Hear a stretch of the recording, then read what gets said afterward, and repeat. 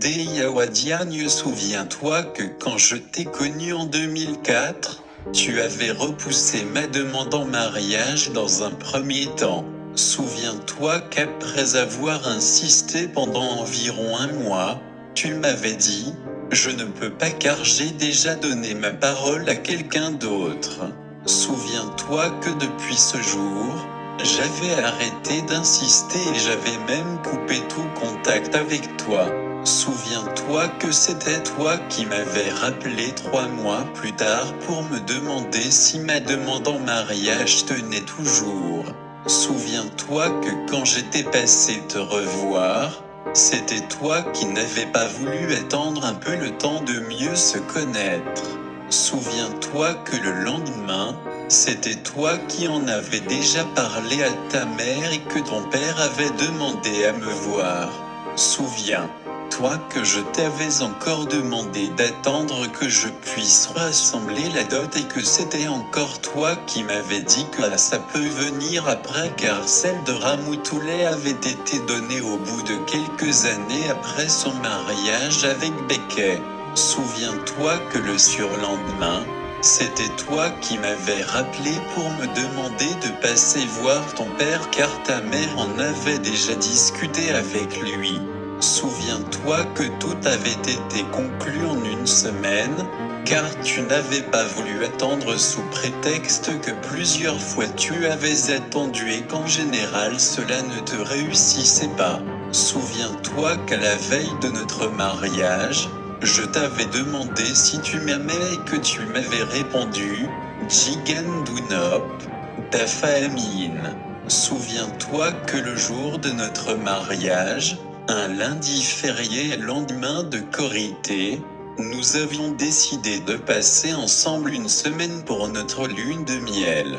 Souviens-toi que le lendemain de notre mariage, ton téléphone avait sonné à 7 heures, et que c'était le cabinet du docteur Ken qui t'appelait pour un remplacement de 15 jours. Souviens-toi de ma réponse quand tu m'avais demandé si tu pouvais y aller, c'est à toi de voir.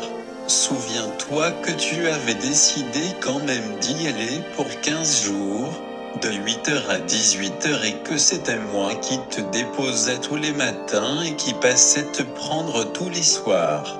En fait, je voulais juste éviter qu'on me reproche plus tard d'être un frein à ta carrière professionnelle et pourtant tu me le reproches aujourd'hui.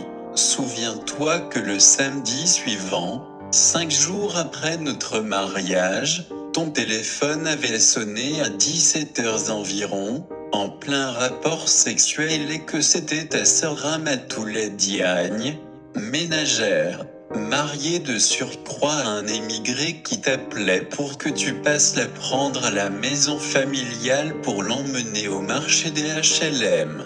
Souviens-toi de ma réponse quand tu m'avais demandé si tu pouvais y aller, c'est à toi de voir. Souviens-toi que tu avais décidé quand même d'y aller pour me laisser tout seul sur le lit conjugal sans rien dire. En fait, je voulais juste éviter qu'on me reproche plus tard de vouloir te séparer de ta famille et pourtant tu me le reproches aujourd'hui. Souviens-toi qu'après notre mariage, tu m'avais révélé que celui à qui tu avais donné ta parole était marié, mais que tu étais prête pour être de me femme car tu avais 33 ans. Souviens-toi aussi qu'il t'avait appelé 2 semaines après notre mariage, d'après tes dires, pour te demander de passer visiter un appartement avec lui, car il était prêt à te prendre comme deuxième épouse.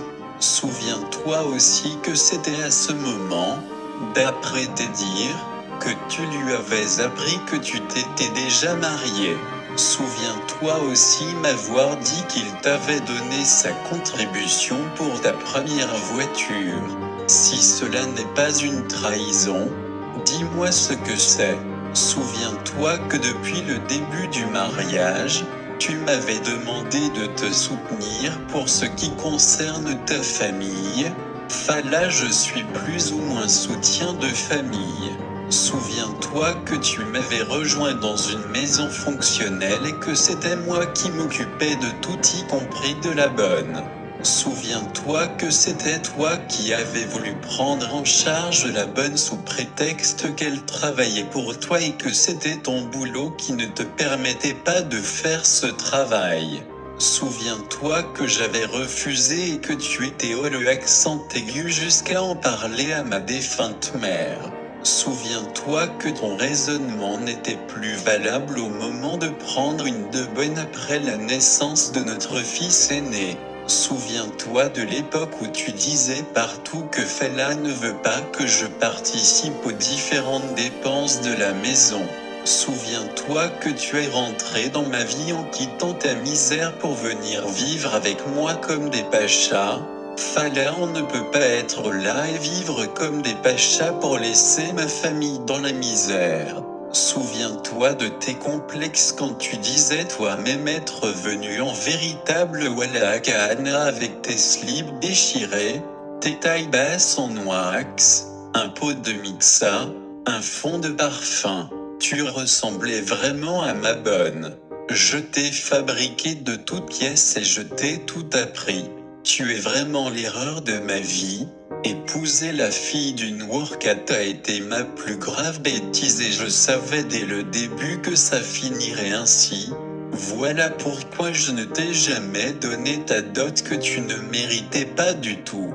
Par contre, j'étais bien obligé de m'occuper de ta garde-robe, de tes linges de corps, de tes effets de toilette, de tes laits de corps et de tes parfums pour que tu me ressembles et ne pas passer pour ma bonne et tu l'avais bien compris d'ailleurs. Vu la misère dans laquelle tu avais grandi, j'avais compris très tôt que tu avais une revanche sur la société et c'est ce qui expliquait tous tes complexes. Ton père vendeur de poulet et ta maman vendeuse au marché.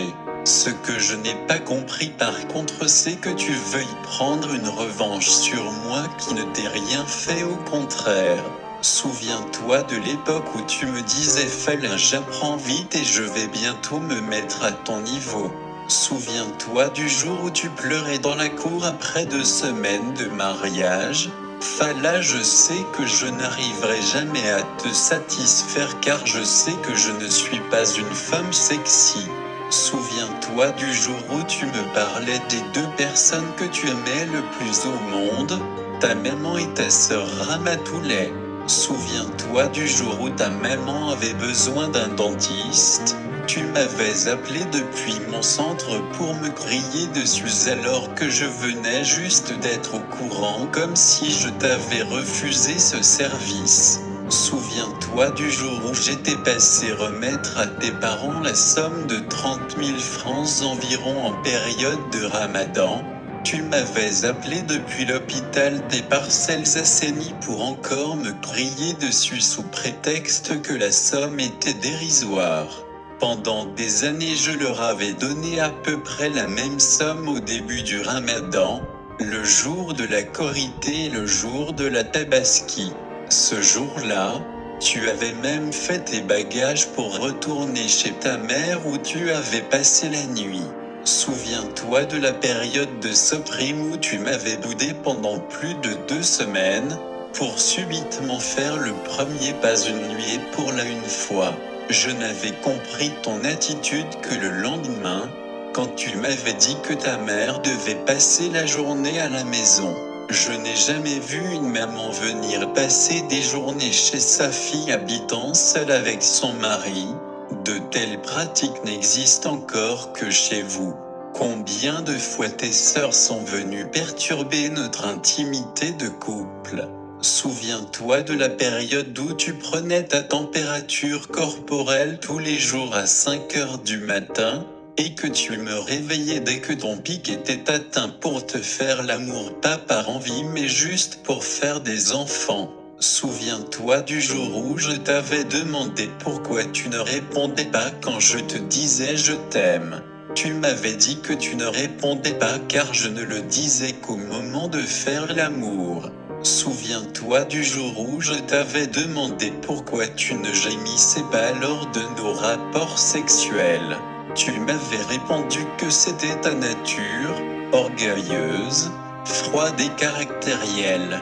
Souviens-toi aussi du jour où tu m'avais crié dessus quand ta grande sœur, Ramatoulaye Diagne, avait voulu acquérir un terrain à usage d'habitation. Souviens-toi aussi du jour où tu m'avais crié dessus à la levée du corps de ton père pour me demander si j'avais salué ta sœur Ramatoulaye Diagne alors que je venais juste de discuter avec cette dernière pour lui remonter le moral. Souviens-toi du jour du baptême de Mohamed Paix. Tu avais dans un premier temps décidé bouder la cérémonie, croyant que je ne t'avais pas confectionné des habits pour ensuite faire ta volte face spectaculaire dès que tu avais su que je m'étais déjà occupé de tout. Souviens-toi du jour où je t'avais demandé de rentrer avant la prière de Timmy lors de tes visites chez tes parents. Fala, je ne suis pas une femme soumise. Souviens-toi du jour où j'avais ouvert par mégarde ton enveloppe de relevé de compte épargne qui était adressée à ma boîte postale. Je t'avais pourtant dit que ce n'était pas fait exprès, mais tu ne m'avais pas cru car tu étais retourné à la banque pour changer l'adresse de livraison. Souviens-toi du jour où j'avais arrêté de payer la pharmacie à Soprime suite à mon affectation. Tu m'avais dit, Soumagi Soulou Makam Delou Samaker YKY, j'aurais dû te libérer depuis ce jour. Souviens-toi du samedi où j'avais voulu prendre ta Renault 19 et que tu avais refusé sous prétexte que tu devais sortir. Je n'étais finalement pas le accent aigu au cabinet et tu étais venu toi-même me présenter des excuses en fin de matinée car tu n'étais le accent aigu nulle part. Je n'ai jamais compris ta méchanceté à mon égard. Tu avais fait pire à Sacré-Cœur avec la fiesta que je voulais juste prendre une fois par mois pour aller en ville entre 8 et 9 heures alors que tu étais à Gaspard Camara. Tu peux la prendre quand tu veux à condition de me donner le prix de mon taxi. Souviens-toi du jour du baptême de Ndeye Fatou. Tu m'avais dit le soir que la seule fausse note de la journée était que tu m'avais trouvé un peu froid avec ton grand frère laid. J'avais d'autres préoccupations avec tous les invités qui ne pouvaient pas situer la maison vu qu'on venait de déménager. La véritable fausse note de la journée, c'était plutôt le fait que personne de chez vous n'avait pensé me remercier pour le nom que j'avais donné à votre maman, espèce de baradelot que vous êtes. Je regrette vraiment d'avoir choisi une épouse dans cette famille d'escrocs, de baradelots et de DIAM. Je me suis bien occupé de Mohamed PBB, de son habillement, de ses jouets, de son préscolaire, de sa scolarité au collège Sacré-Cœur jusqu'à nos jours. Je me suis bien occupé de Siali PBB, de son habillement, de ses jouets, de son préscolaire, de sa scolarité au collège Sacré-Cœur jusqu'à nos jours. Je me suis bien occupé de Fatou PBB, de son habillement, de son préscolaire, de sa scolarité au collège Sacré-Cœur jusqu'à nos jours. Je me suis toujours occupé de la logistique concernant les enfants. Souviens-toi que tu m'avais une fois privé de rapports sexuels pendant 42 jours, tout simplement parce que je n'avais pas pu consulter ta cousine Sophilo, qui avait débarqué à la maison à l'improviste pour t'appeler depuis ton hôpital et te demander de la mettre en rapport avec une des domestiques qui devait l'accompagner jusqu'à mon cabinet.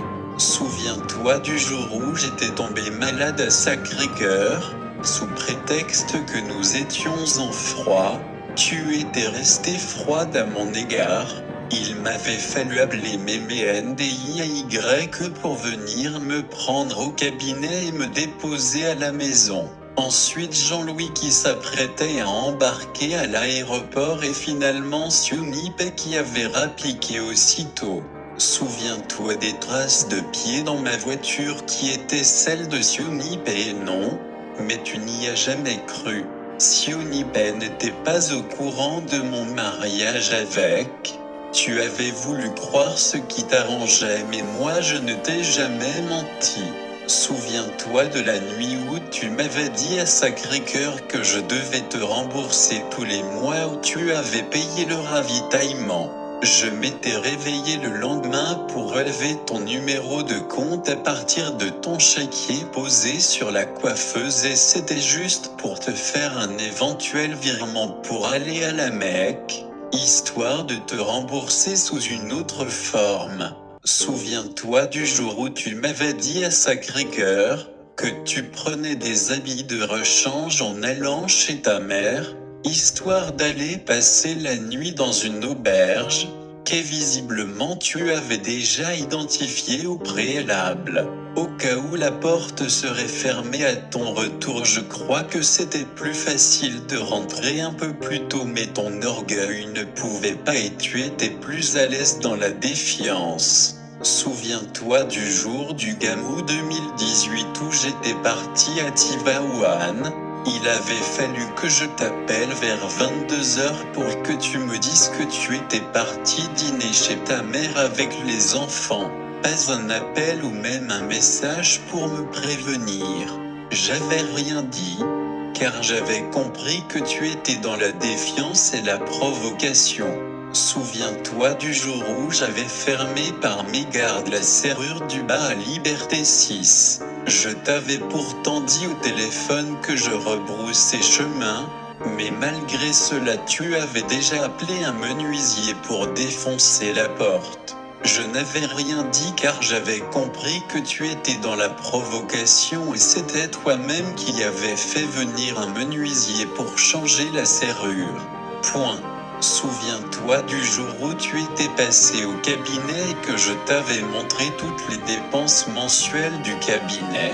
Tu n'avais pas trouvé autre chose que de me parler des recettes éventuelles. Je crois que c'était plutôt toi qui lorgnais de mon côté. Souviens-toi quand tu m'avais demandé de prendre en charge la scolarité de Ndaï Fatou et que j'avais refusé. Et malgré cela tu as continué à croire que je lorgnais ton argent. Souviens-toi du jour où tu m'avais dit « Fala, comment peux-tu comprendre faire l'amour plus de 3 fois par semaine pour une femme médecin ?» Souviens-toi des 8 fois où on avait fait l'amour en un week-end et sur ta demande à l'époque où tu avais une coépouse. Tu m'avais prouvé que tu étais capable de bien le faire si tu le voulais. Souviens-toi que tu avais couché avec moi sans interruption pendant 2 mois. L'époque où je devais financer un décrotin à hauteur de 50%. Espèce d'opportuniste, de matérialiste, et tu m'avais prouvé que tu savais bien le faire pour une femme médecin. Tu comprends maintenant pourquoi j'avais reculé, espèce d'idiote. Ce n'était pas pour connaître ton pouvoir d'achat comme tu l'avais pensé. Souviens-toi de ton davala après m'avoir boudé pendant 2 semaines. Tu m'avais prouvé encore une fois que tu étais capable de faire l'amour à ton mari comme il se doit si tu voulais quelque chose. Rien que pour voyager, tu m'avais fait l'amour sans interruption pendant 1 semaine. Fala, je sais que si je pars, en Tunisie, tu vas me le faire payer, mais sache que si je ne pars pas, il y aura des sanctions de ma part. Tu comprends maintenant pourquoi j'avais refusé, espèce d'idiote. J'espère pour toi que cette nuit tu avais senti quelque chose. Tu étais vraiment tombé trop bas cette nuit. Souviens-toi du samedi après-midi où on regardait avec les enfants le film L'homme au masque de fer. Ramatoulaye Daigne, Diagne et sa femme étaient venus perturber notre quiétude familiale à l'improviste. Ce week-end, tu m'avais privé de rapports sexuels sous prétexte que ce salaud m'avait dit 4 fois qu'il partait et que je n'avais pas répondu. Souviens-toi des 3 fois où tu couchais avec moi en croisant les bras. Souviens-toi de la fois où tu couchais avec moi en écoutant de la musique. Depuis que tu avais estimé avoir de quoi vivre et de quoi faire vivre tes enfants, tu t'étais braqué en faisant de ton mari un rival. Tu l'avais dit toi-même, pour les enfants, j'ai de quoi m'en occuper. Il me faut une 4x4 pour prendre de la hauteur comme tout le monde fait là, tu gagnes plus que moi. En fait, pendant longtemps, j'avais pensé que tu avais changé, mais finalement j'avais découvert que c'était ton véritable visage qui était apparu. La fois où j'avais remis à toutes mes sœurs un coupon de basin, tu avais voulu me montrer que toi aussi tu pouvais faire la même chose en allant acheter des tenues pour tes sœurs. Je n'ai jamais compris pourquoi tu avais voulu faire de moi ton rival.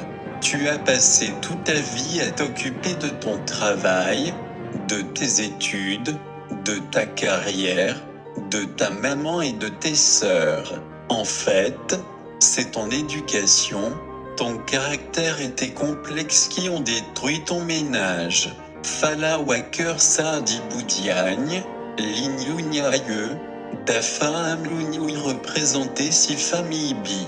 Tu es trop orgueilleuse, têtue, rancunière, nerveuse, froide, caractérielle, ingrate, méchante, manipulatrice et malhonnête, et tu le sais mieux que moi pour l'avoir reconnu toi-même lors de notre dernier entretien. Avec un autre homme, ton ménage n'aurait pas tenu 1 an et tu le sais mieux que quiconque. Ta famille que tu mets au premier plan et qui passe toujours avant ton mari, ne t'a pas rendu service non plus. C'est en découvrant ce certificat médical daté d'octobre 2016 que j'ai constaté avec le recul que tu avais pris la décision de partir depuis cette date où tu venais de commencer à la clinique du Cap. C'est ce qui explique pourquoi tu étais toujours dans la provocation et la défiance afin de me faire passer pour un homme violent. Problème de 2017, Gamou 2018, porte défoncée, tes bras croisés, tes écouteurs, ton voyage de Tunisie. Maintenant que tu es autonome et indépendante, tu as d'abord choisi de me cacher tout ce qui te concerne, avant de choisir de tourner la page. Quelle éducation vertueuse!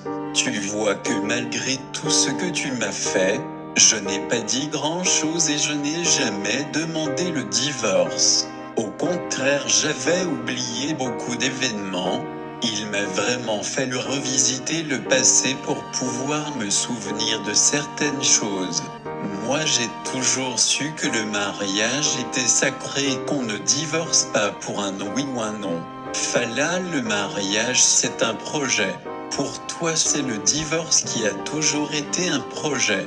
Tu as une roche à la place du cœur. Ceci explique pourquoi il était si facile de remplacer un homme par un autre, de bouder ton mari pendant des semaines ou de le quitter. Tu viens aussi de trahir celui qui a tout fait pour toi, qui t'a donné 3 enfants adorables et qui t'a épaulé jusqu'à ce que tu sois gynécologue. Ton père et ta mère réunis n'ont pas fait pour toi le 10e de ce que j'ai fait. Tu t'es bien servi de moi comme géniteur pour faire des enfants. Tu ne mérites pas ces enfants. Je les emmène avec moi car tu n'as pas fait le 10e de ce que j'ai fait pour eux.